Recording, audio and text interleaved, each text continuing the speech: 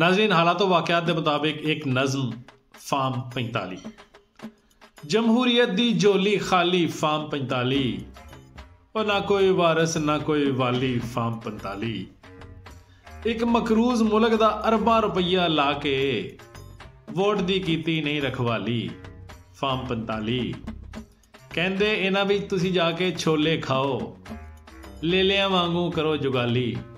Farm 45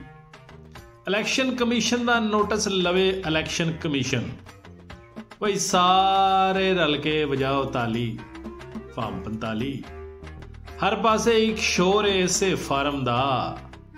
किरे नहीं होंदी गोशमाली फार्म 45 वो किसे मुल्क इंज इलैक्शन होंदे ने वो किरे जमहूरीयत है इंज साली फार्म 45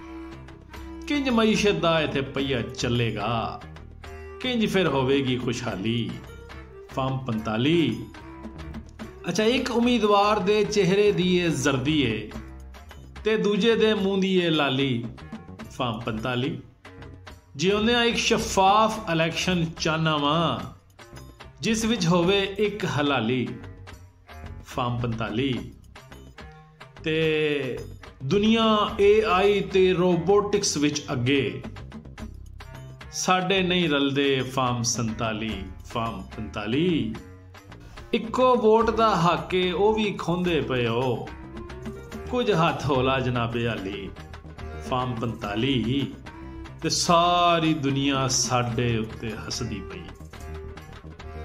जिन्हां दे असी दर्द सवाली फार्म 45 ते जमहूरीयत दी झोली खाली फार्म 45 ना कोई वारस ना कोई वाली।